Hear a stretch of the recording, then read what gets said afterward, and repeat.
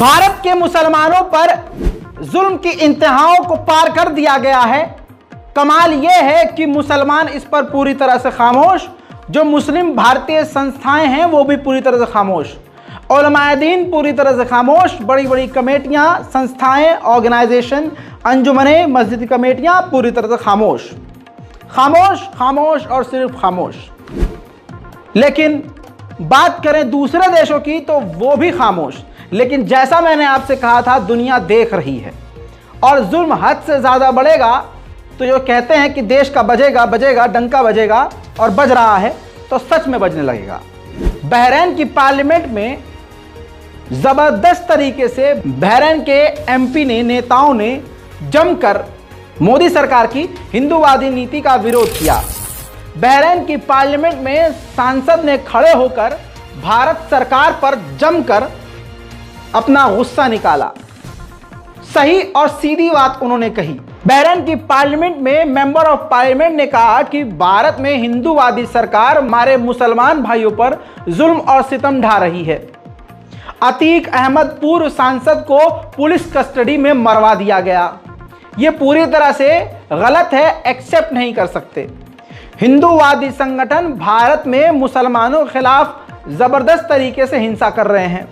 मोदी सरकार इसको रोकने में विफल है और इसका उल्टा होता यह है कि हिंदू लोग गल्फ देशों में आकर मोहब्बत से, प्यार से नौकरी करते हैं। हम उनके साथ मिलजुल कर रहते हैं। हमारे देश में रहकर वो हर तरह की अपनी धार्मिक गतिविधियों को अंजाम देते हैं, पूजा पाठ करते हैं। लेकिन उसी भारत में हमारे मुस्लिम भाइयों को परेशान किया जा रहा है। ये सिर्फ बहरीन की बात नहीं, पूरे अरब देशों को इसकी आलोचना करनी चाहिए। और इसके अलावा इन्होंने ये भी कहा कि बात हमारे भारत के साथ ट्रेड और डील की है। हम भारत के सहयोगी साथी हैं, भारत सरकार के साथी हैं।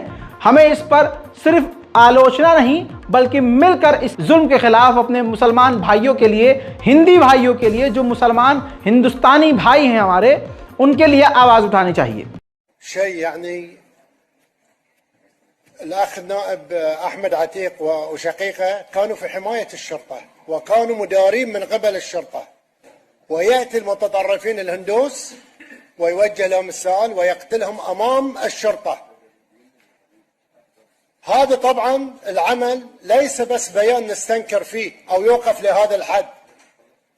يوجد هناك تبادل تجاري ما بين دول الخليج العربي وما بين الدول العربية وما بين جمهورية الهند، واحنا نكن للجالية الهندية في منطقة الخليج وفي البحرين خاصة كل الاحترام والتقدير، ولا يمس أي من هذه الجالية، بل يدافع عنهم ويمارسون طقوسهم وحياتهم على بسلام وأمان. ولكن ما يجري للمسلمين في جمهورية الهند هذا شيء غير مقبول، سواء من مملكة البحرين أو من دول الخليج. ويجب أن يكون لا يقف الموضوع أو الحد في بيان، إصدار بيان أو استنكار، لا، بل نروح أبعد، لأن الحكومة الهندية قاعدة تتمادى، المتطرفة يجب أن توقف عند حدها، ليس من مملكة البحرين ولكن من جميع دول الخليج، أن يجب هناك يأخذون قرارات لوقف هذه النزيف اللي يصير في एक आध पार्लियामेंट नहीं दबाई, दूसरे ने भी इसी तरह का बयान दिया, लेकिन क्योंकि कॉपीराइट का मसला है इस वजह से ये बयान सुना नहीं सकता। लेकिन इन्होंने भी सेम वही बात कही कि भारत सरकार पूरे संयोजित तरीके से ये सब कुछ होने दे रही है और गल्फ देशों को, अरब देशों को जागना चाहिए, इस पर बोलना चाहिए और आलोचना करनी चाहिए। दोस्तों, अब इससे भारत का कितना सम्मान बढ़ रहा है, अब आप सोच लीजिए। अरब देशों ने अगर भारत से मुंह फेर लिया तो हमारे इस देश का हाल और बुरा हो जाएगा। यकीन कीजिए, अरब देश 57 मुस्लिम देश हैं, अगर इन्होंने भारत से मुंह फेर लिया, अभी ज़रा सा मुंह अमेरिका और इजराइल से सऊदी अरब एक अकेले देश ने फेरा है, तिलमिला कर रह गए हैं। इजराइल और अमेरिका को नुकसान पे नुकसान हो रहा है। अब ज़रा सोच के देखिए, अगर 57 देशों ने मोदी सरकार की आलोचना करके मुंह फेर लिया तो फिर हमारे इस भारत को कितना नुकसान पहुंचेगा। हमारे ट्रेड, हमारे बिजनेस, हमारी सारी डील अगर सऊदी अरब समेत अरब देशों ने कैंसिल कर दी और भारत से मुंह फेर लिया तो हमारे जो हिंदू भाई अरब देशों में जाकर सुकून की सांस ले रहे हैं और सुकून से रह रहे हैं और मोटा पैसा कमा रहे हैं, उनके साथ फिर क्या होगा? उनको वापस आना पड़ जाएगा। अगर अरब सरकार ने, गल्फ देशों ने हमारे हिंदू भाइयों को जो भारत से वहां गए हैं उनको अगर निकालना शुरू कर दिया तो सोच के देखिए कि भारत कितनी बड़ी मुसीबत में आ जाएगा। जो करोड़ों लोग अरब देशों में जाकर अलग अलग जगह काम कर रहे हैं, अचानक से इस बेरोजगारी के माहौल में वो भी वापस आ गए, भेज दिया गया उनको, तो भारत का भविष्य क्या होगा आप समझ सकते हैं। जैसे ही मोदी सरकार ताकत में आई और ताकतवर हुई और अंधभक्तों की तादाद उनके पास बढ़ी और विकास के नाम पर उनके दिमाग में विकास सिर्फ मुसलमानों से नफरत दिखा दिया गया कि विकास यही है, बस मुसलमानों से नफरत करो। तो 15 अगस्त को लाल किले पे जब भारत के प्रधानमंत्री ज्ञान दे रहे थे, भारत की आज़ादी, स्वतंत्रता, कानून, अपने सारी चीज़ें बोले जा रहे थे, तो पीछे से बिल्किस बानो के बलात्कारियों को भारतीय जनता पार्टी रिहा कर रही थी। उसके बाद देश भर में मुसलमानों के खिलाफ हिंसा किस तरह से बढ़ी है ये किसी से छुपा नहीं है। इसी बीच में दोस्तों इसी सरकार ने, गुजरात की कोर्ट ने 2002 के तमाम आतंकवादियों को बरी कर दिया है, दंगाइयों को बरी कर दिया है। बाबू बजरंगी, विश्व हिंदू परिषद और तमाम हिंदू संगठन के 60 से 70 ऐसे लोग थे जिन पर केस चल रहा था। जिस बाबू बजरंगी की बात कर रहा हूं, उस बाबू बजरंगी ने कोर्ट में एक्सेप्ट किया है और वीडियोग्राफी भी उसकी मौजूद है कि हाँ, मैंने मुस्लिम महिला का जो प्रेग्नेंट थी उसका पेट चीरा और पेट में से बच्चा निकाला, उस बच्चे के सीने में मैंने तलवार घुसाई और फिर उस तलवार को हवा में लहराया। ये कांड करने वाले, इस जुल्म की इंतहा को पार कर देने वाले और इस जुल्म को एक्सेप्ट करने वाले शख्स को गुजरात की अदालत ने माफ कर दिया, बल्कि बरी कर दिया है। इसके अलावा 60 से 70 जो आरोपी थे सब के सब बरी हो गए हैं। और उसके बाद कोर्ट के बाहर का जो मंजर है वो वही है, जय श्री राम वाला। आज पहले वो वीडियो देखिए, फिर मैं आपको बाबू बजरंगी का याद दिलाता हूं खेल क्या था।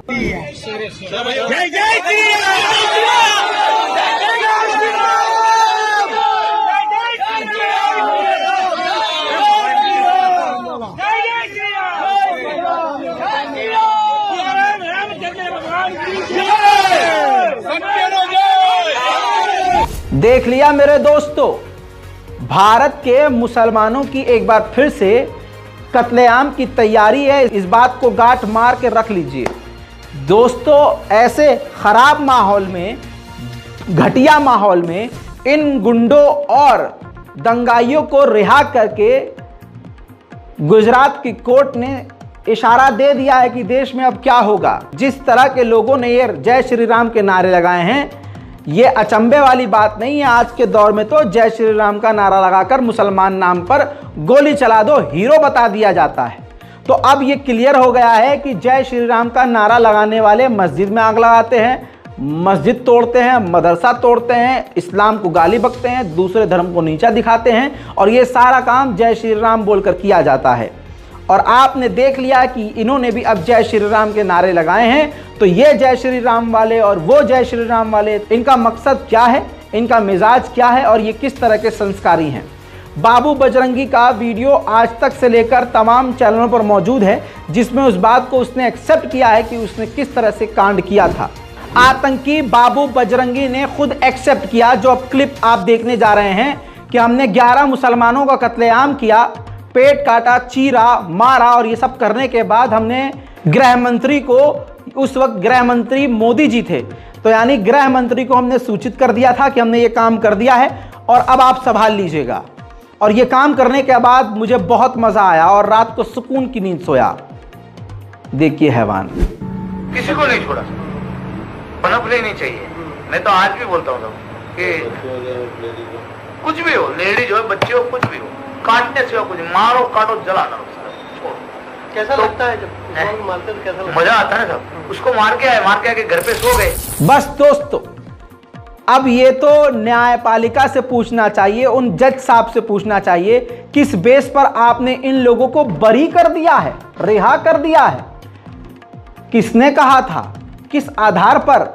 दोस्तों अदालत उनकी है, सबूत उनका है, वकील उनका है, जज उनका है, सरकार उनकी है, पावर उनकी है, तो वो कुछ भी कर रहे हैं और वो कुछ भी करेंगे। लेकिन हालात इसके बाद और भी बुरे हो चुके हैं। बाबू बजरंगी पर स्पेशल कवरेज आज तक का एक पुराना वीडियो भी निकाल के दिखाने वाला हूं। स्पीड थोड़ी बढ़ा दूंगा ताकि आप जल्दी जल्दी इस रिपोर्ट को देख और समझ पाए। बाबू बजरंगी एक वेरीफाइड, जिसने एक्सेप्ट किया था कि उसने ये कांड किया है। आज तक का ये रिपोर्ट पुराना मौजूद है। बाबू बजरंगी के मुताबिक नरोड़ा में कत्लेआम के अगले दिन मोदी वहां पहुंचे और दंगाइयों का उत्साह बढ़ाया। ब्लैक कमांड लेकर दूसरे दिन आए थे, शांत के बहाने आए, जो थे बोले हमने किया, हमने बोले तुमको धन्य है। अच्छा, बाकी तो क्या बोलते हैं, इतने तो आश्वासन दे दिया, फिर उसको खुला तो बोल नहीं सकते, इतना आश्वासन दिया उन्होंने, खुला बोला कि सबसे तुम बाहर है, सिर्फ न सिर्फ एक आदमी बीजेपी नरेंद्र मोदी। बाबू बजरंगी ने मोदी के बारे में जो कहा वो तो कुछ भी नहीं। अब जरा सुनिए नरोड़ा नरसंहार के आरोपी सुरेश भैषट का ये बयान। मेरी बात सुनो, यहाँ पे जब कांड होने के बाद अपना भाई भी आ रहा है नरेंद्र मोदी भी, फिर बोले कि बराबर बोले जय श्री राम जय श्री राम। वो खुद बोल के गया, यहाँ रोड से गाड़ी लेकर निकला, 40 देगा हमको, यहाँ पे फूल हार डाल के गया, बोले सब बात धन बोले तुमको बोले। अब हमको क्या पता कि फूल हार हमारे हत्या बन गए। दोस्तों ये है वो बाबू बजरंगी। 100 से 1 तरफ देखिए, इनको रिहा कर दिया गया, सब के सब बरी हो गए हैं। और ये 2002 में कांड करने वाला उस वक्त के सीएम के सामने कुछ रिपोर्ट पेश कर रहा है। वो सामने कुर्सी पे बैठे हुआ कोई और नहीं, आज के प्रधानमंत्री मोदी जी हैं। पीछे खड़े हुए शख्स आपको नजर आ रहे हैं, आज के माननीय गृह मंत्री जी हैं। माननीय अडानी साहब गिलास में पानी पी रहे हैं। और यही बाबू बजरंगी है जिसका बयान आपने सुना। किस आधार पर इनको रिहा किया गया समझ से परे है।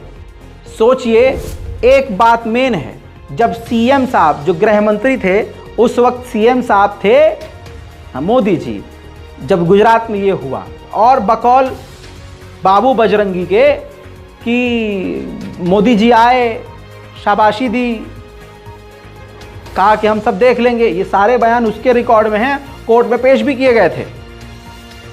तो कमाल तो यही है कि जब 2002 में सीएम थे मोदी जी तो दंगा हुआ और ये जेल भी गए कुछ वक्त बाद, ये तमाम। और जब मोदी जी प्रधानमंत्री बने तो आज के इस दौर में वो सब के सब बरी हो गए। तो बहुत बढ़िया सवाल है मोदी जी ने, तालियां।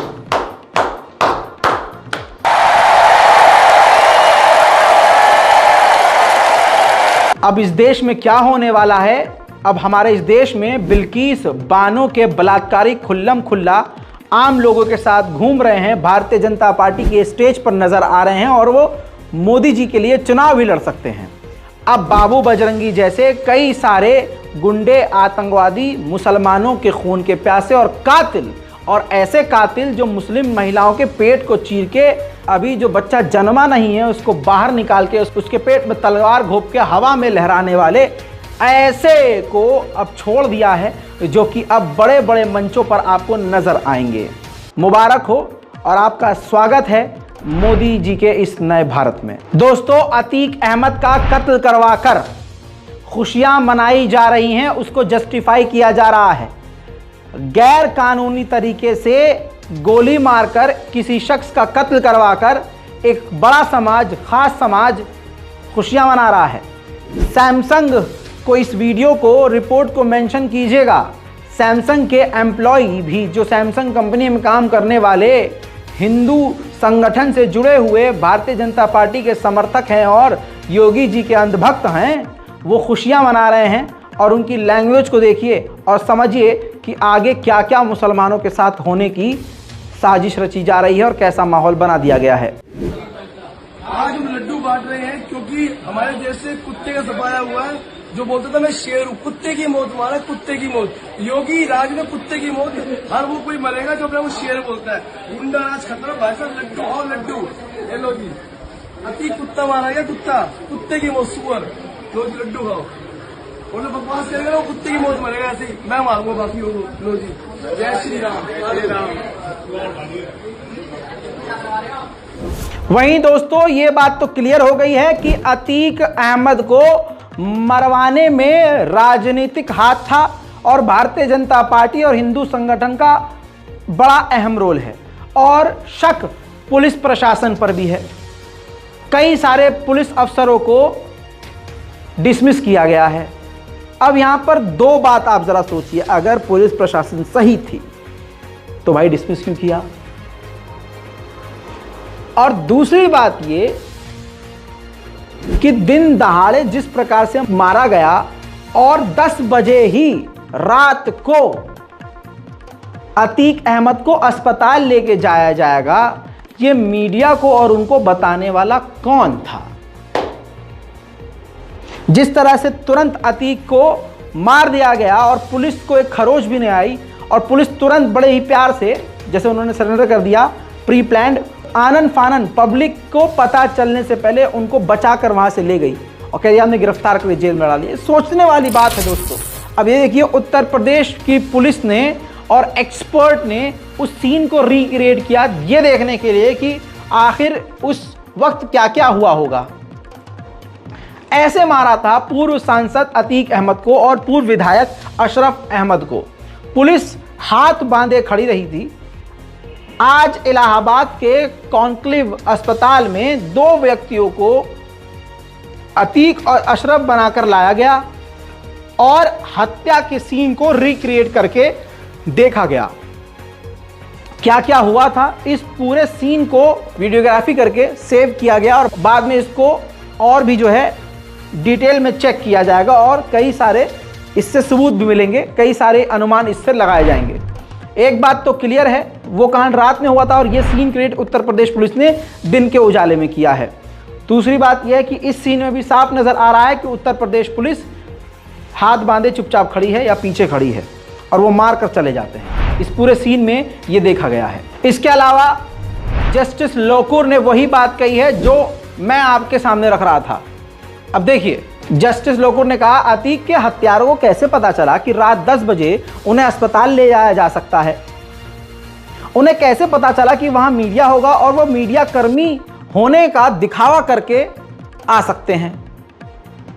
यह अपने में दोस्तों बहुत बड़ा सवाल है। यह सारी दुनिया को पता है कि अतीक अहमद के कातिल कौन है। यह सारी दुनिया को पता है कि वो कौन सा शख्स है जो कुछ वक्त पहले संसद में भौ भौ करके रो रहा था और सत्ता में आने के बाद कहता है कि उसको यहां मिला देंगे और उसको फलाना मिला देंगे, उसको धमाका में मिला देंगे। अपने में ही एक बड़ा सवाल है। अपने पर से सारे केस निमटवा करके अगला इंसान एकदम जो है दूध का धुला बना हुआ है। अब कई तरह के सवाल हैं।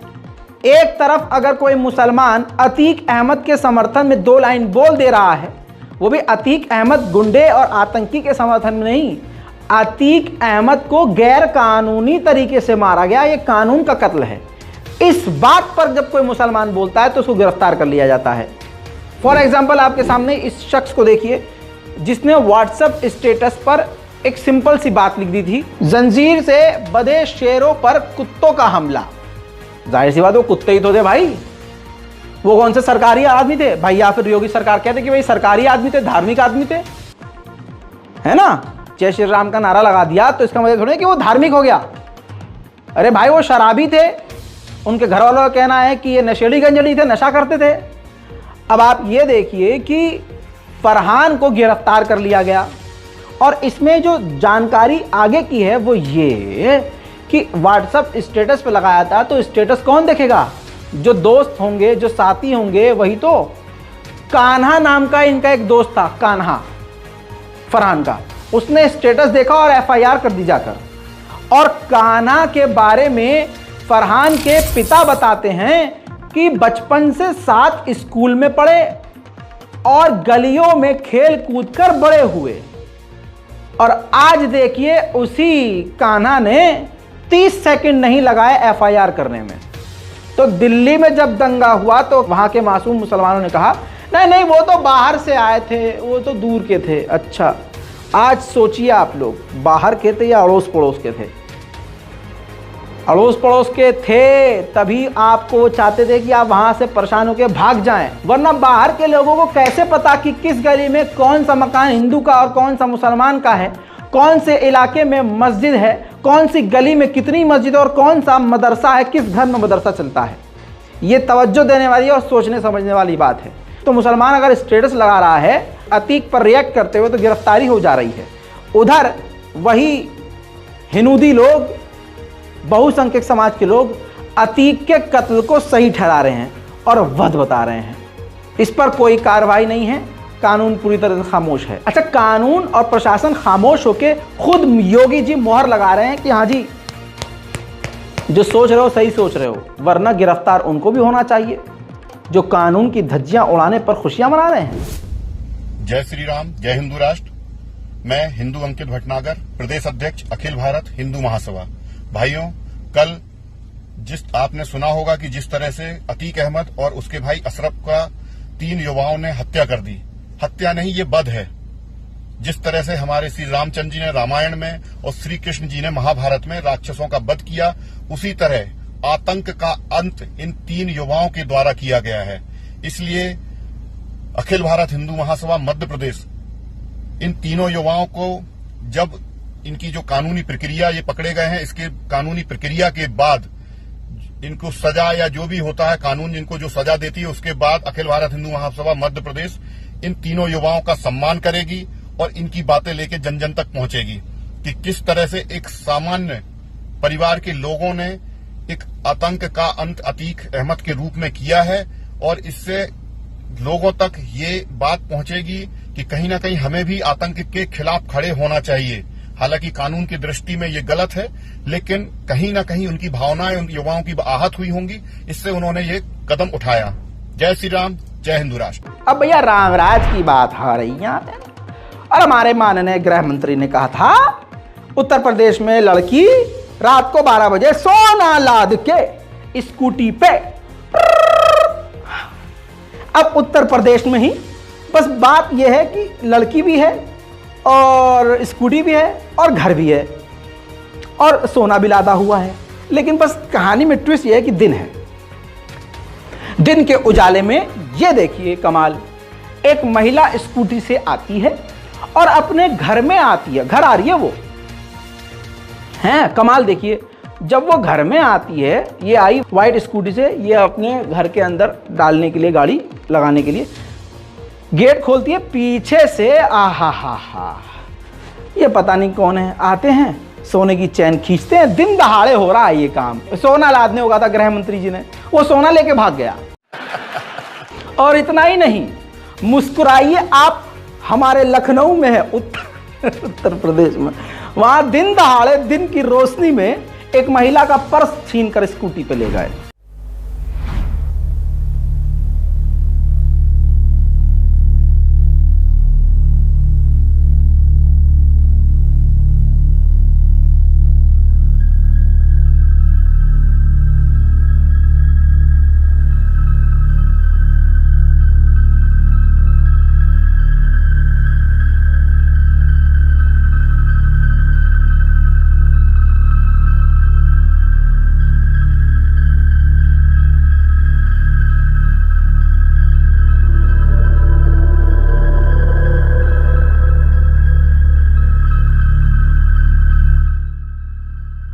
भारतीय जनता पार्टी ने पूरी दुनिया में सबसे ज्यादा इस्लामोफोबिया फैलाने का रिकॉर्ड भारत में बना लिया है। पूरी दुनिया में अगर देखा जाए, सबसे ज्यादा मुसलमानों से नफरत इस वक्त भारत में की जा रही है लगातार। और यही वही भारत है जहां पर हिंदू मुस्लिम एक वक्त बिल्कुल सगे भाइयों की तरह मिलकर रहा करते थे, लेकिन अब तस्वीरें बदल गई हैं।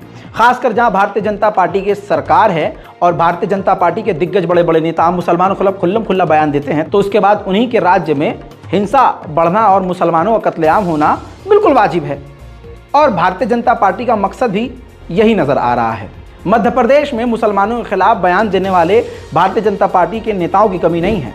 इस बीच में ताज़ा तस्वीर आई है, इस रमजान पाक के मौके पर भी जहरीले जानवरों को, नारंगियों को सुकून नहीं है। खंडवा मध्य प्रदेश में नमाज अदा करके लौट रहे थे 2 मुसलमान। एक जय श्री राम वाली भीड़ में, जाहिर सी बात है वो हुनूदी भीड़ होती है, उसके अलावा कोई नहीं होती। दोनों, एक युवक को एक बुजुर्ग को बुरी तरह से पीटा, सिर्फ इसलिए क्योंकि वो मुसलमान थे। अब मुसलमानों को मारने की वजह खत्म हो गई है। पहले किसी न किसी बहाने से मारा जाता था, अब दाढ़ी है, टोपी है, मुसलमान है तो मारना जरूरी है, क्योंकि भारतीय जनता पार्टी ने यही समझाया है। और अगर हिंदुत्व बचाना है, हिंदुओं को बचाना है, तो मुसलमानों को मारना जरूरी है। ऐसा हिंदूवादी संगठनें अपने भाषणों में बोलती आ रही हैं। इसके अलावा दोस्तों, खंडवा मध्य प्रदेश में जगह जगह इसी तरह से मुसलमानों को मारा और पीटा जा रहा है। हालात तनावपूर्ण बने हुए हैं, जहां देखो तुरंत मुसलमान को मार दिया जाता है। अब आप खुद देख लीजिए, भारत के मुसलमानों को खुद समझना होगा कि आप अपने आप को बचाने के लिए क्या कर सकते हैं। ये खंडवा की तस्वीरें हैं, कॉपीराइट के चलते हुए मैं आपको अलग से नहीं दिखा सकता।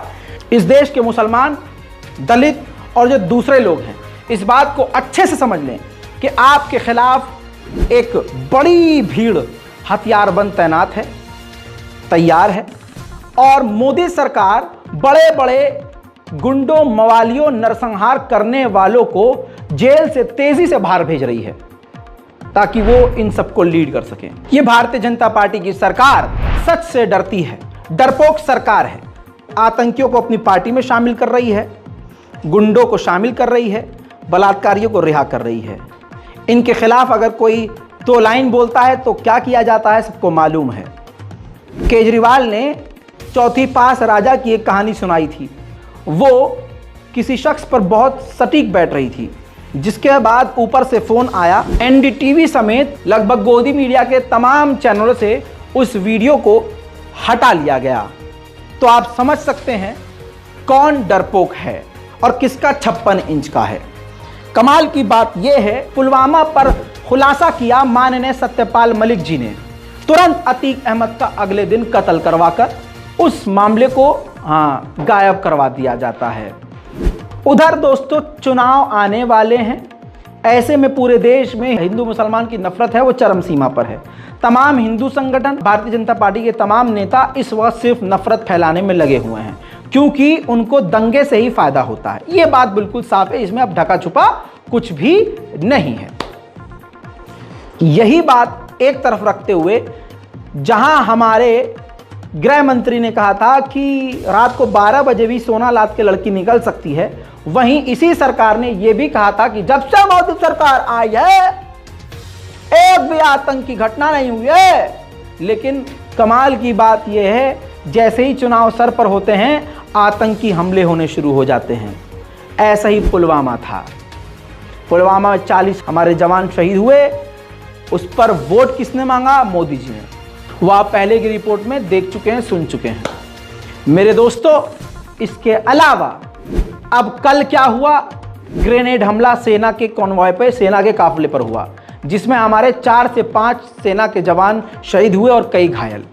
है ना भाई, क्रोनोलॉजी समझिए आप। चुनाव सर पर है, नफरत भी बेइंतहा है और आतंकवादी भी आ गए हैं। तो कल तक जो कह रहे थे कि आतंक खत्म कर दिया, आतंकवादी खत्म कर दिए, अब आतंकी थर-थर कांपते हैं। चुनाव सर पर है, आतंकवादी ग्रेनेड फेंक रहे हैं। अंदर आपको पानी छानी है, और बीच दो बंदे पीछे, दो बंदे सर गाड़ी में पीछे, दो बंदे इस गाड़ी में रखा है सर, इस गाड़ी में अपना वेपन लो पहले सर।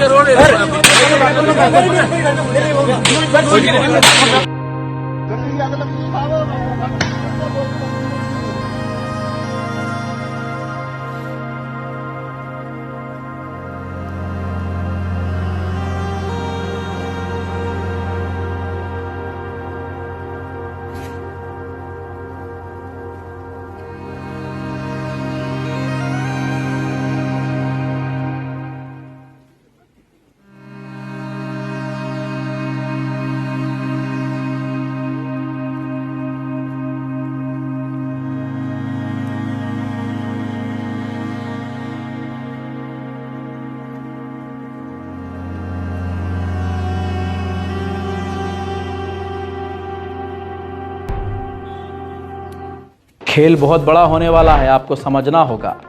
हालात को देखिए, सोशल मीडिया को देखिए।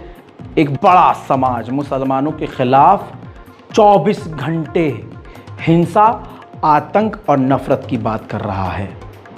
आपकी स्क्रीन पर इस ट्वीट को देखिए। फोटो ब्लर कर रहा हूं क्योंकि देखने लायक नहीं है, अच्छा नहीं लगेगा। पुष्पेंद्र कुलश्रेष्ठ नाम का ये दंगाई जो हिंदुत्व और हिंदू की बात करता है और हिंदू और हिंदुत्व की बात करते हुए सिर्फ नफरत फैलाता है। लिखता है कन्वर्ट होकर मरना अच्छा है ना, प्यार में मर जाए तो पानी में नहीं डूबता। अंकिता विजय नाम की कम्युनिस्ट हिंदू लड़की को अब्दुल से प्यार हुआ और वो स्वर्ग जाना चाहती थी, लेकिन अब्दुल ने जीते जी नरक दिखा दिया। यह है हिंदू मुस्लिम का प्यार, जिंदा हो या मरे हिंदू लड़की नरक भोगती है। ठीक इसी तरह से काजल मिश्रा नाम की एक दंगाई है जो देश का माहौल खराब करने का काम कर रही है। Same copy paste. आप एक एक लाइन देखिए, मैं दोनों का ट्वीट लगा रहा हूं एक साथ। देखिए, काजल मिश्रा के 65,000 से ज्यादा ट्विटर पर फॉलोवर हैं। आप एक एक लाइन देखिए, एक एक मतलब स्पेस का भी फर्क नहीं है, सेम वही चीज लिखी गई है। और इसके अलावा दर्जनों लोगों ने, यानी व्हाट्सएप यूनिवर्सिटी में Bharatiya Janata party BJP IT cell की तरफ से जो चीज भेज दी जाती है वो तमाम सो कॉल्ड इन्फ्लुएंसर तुरंत नफरत फैलाने के काम करने लगते हैं शेयर करके। तो ये दोनों तस्वीरें इस बात का सबूत है कि ये कॉपी पेस्ट कर रहे हैं और किसके कहने पे कर रहे हैं आप अच्छे से जानते हैं। अब तो गुजरात के दंगाइयों को भी छोड़ा जा रहा है, एक्सपीरियंस है भाई वो। और तमाम हिंदू संगठनों ने मोहल्ले मोहल्ले में, गली गली में अपने हिंदुओं के घरों में हथियार बहानों से पहुंचा दिए हैं। माहौल समझने की कोशिश करो। अब दोस्तों इस खबर की असलियत देख लीजिए।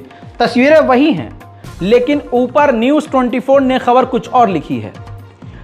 मलयालम एक्ट्रेस अनिका विजय विक्रमन को एक्स बॉयफ्रेंड ने इतना पीटा कि आंखें और मुंह सूज गए। एक्ट्रेस ने कहा, मैंने पुलिस में शिकायत नहीं की क्योंकि बॉयफ्रेंड पैरों में गिरकर रोने लगा। ठीक है मेरे दोस्तों, अब आप यहां सोचेंगे कि रजा भाई सही तो खबर है, लेकिन यहां आप गोदी मीडिया का आतंक नहीं समझ पाए। इसी खबर को गोदी मीडिया ने बिना नाम के इसलिए रखा ताकि हिंदुत्व का नाम सामने ना आए। जहां नाम खा जाए गोदी मीडिया, वहां समझ जाओ कि इसके पीछे कौन है और उसका धर्म क्या होगा। इसी का फायदा उठाते हुए इन तमाम लोगों ने, हिंदूवादी लोगों ने तुरंत नफरत फैलाना शुरू कर दिया। दो एग्जाम्पल आपके सामने रख चुका हूं। अब औकात इनकी खबर सही थी, लेकिन नाम कैसे खाया गया है वो आपने देख लिया। अब आइए इनकी औकात दिखाते हैं और इनके जो बंद हैं बीच में से चीरते हैं। गोदी मीडिया का ही सबूत लगाओ भाई साहब। अनूप पिल्लई, इनके एक्स बॉयफ्रेंड ने इनको मारा था। सबूत गोदी मीडिया से ही। News of allegations of domestic violence. Malayalam actress Anika Vikraman has claimed that her ex-boyfriend Anup Pillai assaulted her. The pictures have also gone viral. Anika Vikraman alleged that her ex-boyfriend Anup Pillai used to beat her up. She also claimed that he abused her mentally and physically for several years. Eid का माहौल है, मुसलमानों थोड़ा संभल के रहिएगा। अपने घरों के बाहर सीसीटीवी कैमरा इंस्टॉल करो, मस्जिद मदारिस के बाहर सीसीटीवी लगाओ। ईद का मौका है, मुसलमान परिवार अपनी बहन बेटियों पर ध्यान दें। मुसलमान लड़कियों से मेरी हाथ जोड़कर गुजारिश है, हालात बड़े बेकार हैं। तुम्हारी वजह से पूरी मुस्लिम कौम की रीढ़ की हड्डी पर चोट पहुंच रही है, लिहाजा ऐसा कोई काम ना करें जिससे हम लोगों का सर नीचा हो। इसके अलावा भैया आपकी मोहब्बत तो मिलती रहती है, बस आप लोगों का शुक्रिया अदा करूंगा। इसके अलावा फरीज़ा मोहम्मद मुरसलीन शेख नाम के जहां भी ये शख्स हैं भैया, देखिए ये मोहब्बत है। ईद से पहले भैया ने ईदी भेज दी है हमें, बिना कुछ कहे बिना कुछ बोले। तो भाई नाम लेकर बोलना ज़रूरी था, क्योंकि भाई इन्होंने 5,000 रुपये भेज दिए थे। ठीक है, तो भाई मोहब्बत होती है। देखिए आदमी, सिर्फ आप लोग मुझे वीडियो में देखते हैं और इतनी मोहब्बत हो जाती है कि आप हमारे बारे में सोचने लगते हैं कि ईद आ रही है भाई, चलो अपने भाई के लिए कुछ करते हैं। ये बहुत बड़ी बात होती है। तो बस स्पेशली नाम लेके बोलना ज़रूरी था, क्योंकि कांटेक्ट नहीं हो पा रहा था, तो इसलिए नाम लिख भी दिया है और बोल भी दिया है। बहुत बहुत शुक्रिया। और अगर किसी को लग रहा है कि हाँ आप भी ईदी देना चाहते हैं हमारी टीम को, तो कोई बात नहीं भाई, हर वीडियो के एंडर में स्कैनर लगा हुआ है, डोंट वरी। दूसरी बात यह है कि ये मजाक की बात नहीं है कि हमारी मुसलमान लड़कियां गलत ट्रैक पर जा रही हैं। अब एक बात याद रखिएगा, ईद ख़त्म होगी और इसके बाद सारी हरामकारियां शुरू होंगी जितने शैतान रुके हुए हैं। इस वजह से कह रहा हूं, आप भी अगर पब्लिक प्लेस में हैं, आंखें खुली रखिए। अपने कौम की, मज़हब की कोई लड़की गलत जा रही हो तो बेझिझक उसको रोकिए और समझाइए। अब भोपाल का ही एक मैटर आप समझ लीजिए, और ये वीडियो लड़कियों को ज़रूर शेयर कीजिएगा, जो लड़कियां हैं और जिन पर शक है कि हाँ ये इनका राहुल ऐसा नहीं है, सोचती हैं। भोपाल में सना और शाहीन नाम की 2 लड़कियां जो 2 हिंदू लड़कों के साथ 2 साल से रिलेशनशिप में थीं। करण और निखिल 2 साल तक ये उनके साथ ओयो ओयो खेलती रहीं प्यार के नाम पर। और जब सना और शाहीन ने अपने अपने बॉयफ्रेंड से शादी के लिए जिद करी तो करण और निखिल ने किसी बहाने इनको दूसरे शहर लेकर ये जाते हैं और रास्ते में अंकित नाम के अपने तीसरे दोस्त की मदद से एक एक करके जंगल में लड़कियों को ले जाकर, जी हाँ, छुरा घोंप देते हैं गर्दन में। कई वार करते हैं, गला दबाने की कोशिश करते हैं। लेकिन हुआ ये कि उधर से गुजर रहा था एक एम्बुलेंस ड्राइवर, उसने देखा, शोर सुना और आया और उसने बचा लिया मामला। ये दोनों का खात्मा यहीं हो जाता, लेकिन बच गया। अब जो बात मैंने कही है वही एसीपी साहब कहेंगे, सुनिए और सबक लीजिए। ये परसों की घटना है। भोपाल से 2 युवतियों का, भोपाल के ही 2 युवक निखिल और करण से प्रेम संबंध था। पिछले 2 साल से उनके बीच में रिलेशन रहा है। इस बीच में युवतियों ने जब शादी के लिए दबाव डाला तो दोनों युवक इनको बहला फुसला के और सिलवानी ले जाने का आश्वासन दिया कि तू रास्ते में जमुनिया घाटी पर उनको उतार के, और उनसे बोला गया कि यहाँ एक होटल में शादी का प्रबंध करेंगे। ये रात को 9:30 बजे के आसपास इन्होंने अपने एक तीसरे साथी अंकित की मदद से बारी बारी जंगल में ले जाके और इनकी हत्या करने का प्रयत्न किया।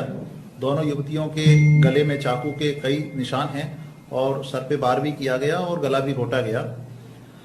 मौके पर एक एम्बुलेंस के चालक ने जब इनकी आवाज़ सुनी तो उसने फिर इनकी मदद की और पुलिस को सूचना दी। दोनों घायल युवतियों को डिस्ट्रिक्ट हॉस्पिटल में वर्तमान में भर्ती करा के और उपचार कराया जा रहा है। इस घटना के तीनों आरोपियों को भोपाल पुलिस की मदद से हमने दस्तयाब करके और गिरफ्तार कर लिया है। आज माननीय न्यायालय में इनको प्रस्तुत किया जा रहा है। भैया इतना ही नहीं, अहमदाबाद, हैदराबाद, बेंगलोर, दिल्ली, मुंबई, पटना, हर जगह से तस्वीरें आ रही हैं। हिंदू समाज से जुड़े हुए युवकों के साथ बुरी तरह से मुस्लिम लड़कियां फंस चुकी हैं। और बेगैरती इतनी कि मॉडर्निटी के नाम पर कि हमारे घर में तो ऐसा माहौल है नहीं, हमारे घर वाले तो बहुत ही एकदम खुले दिमाग के हैं, हम किसी से ऐसी नफरत नहीं रखते। अच्छा, जिस नफरत के तहत तुम्हें बिस्तर पर ले जाकर तुम्हारे जिस्म को नोचा जा रहा है मोहब्बत के नाम पर, उसके प्लानिंग के बारे में कुछ पता है? लानत है ऐसे बाप पर, लानत है ऐसे भाई पर जिनकी बहनें ये सब कर रही हैं, उनको पता ही नहीं है क्योंकि वो अपनी वालों के साथ बिजी हैं। बाप अपने बच्चों को टाइम नहीं दे रहा है, घर में टाइम नहीं दे रहा है, वो पैसा कमाने में लगा है, कारखाने में हाथ पैर काले कर रहा है बेचारा, और भाई अपनी गर्लफ्रेंड के साथ लगा हुआ है, और बहन क्या कर रही है पता ही नहीं है, बिटिया क्या कर रही है पता नहीं। देखिए एक और वारदात। भाई देखिए भाई, ये नामपल्ली में है भाई, हम वहाँ जाते आते बच्चों देखे, इन्हें मुसलमान है, मुसलमान नहीं है, भाई का चट्टा है, चट्टे के साथ बच्ची है। अरे गाड़ी रोको यार, गाड़ी पे जाओ, उतरो, उतरो, उतर, उतर, गाड़ी पे जाओ, उतर, उतर। घर वालों को फोन करो, फोन करो, घर वालों को फोन करो।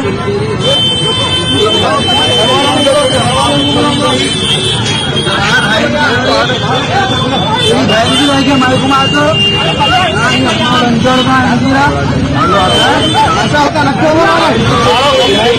वालों को फोन करो, फोन करो, घर वालों को फोन करो, बच्ची है भाई, मारो न को भाई, घर वालों को फोन करो।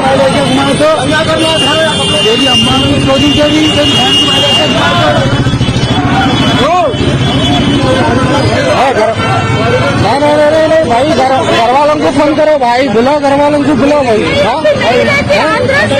कुछ भी होगा, वो कुछ भी होगा, नहीं मालूम आपको क्या चल रहा है। आप कैसा घूमते हो उनके साथ? नहीं, घर वालों को फोन करो आप, घर वालों को फोन करो आप। आंध्रा के होंगे कहीं के भी, मारो मत बोलो भाई, बात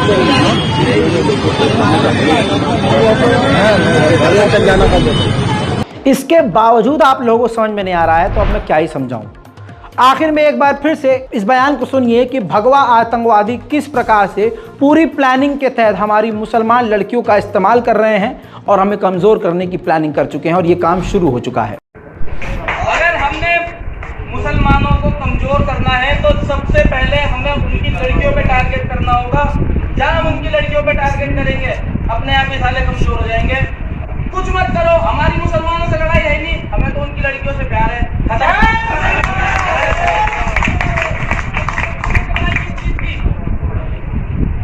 हम तो उसकी लड़कियों से प्यार करेंगे ना, क्यों? अपने आप ही कमजोर होते चले जाएंगे। बस दोस्तों, इसके अलावा मेरे पास सब कुछ बोलने के लिए है नहीं। इस रिपोर्ट को शेयर कीजिए, अपनी दुआओं में मुझे याद रखिए। जब तक हूँ तब तक हूँ। जय हिंद।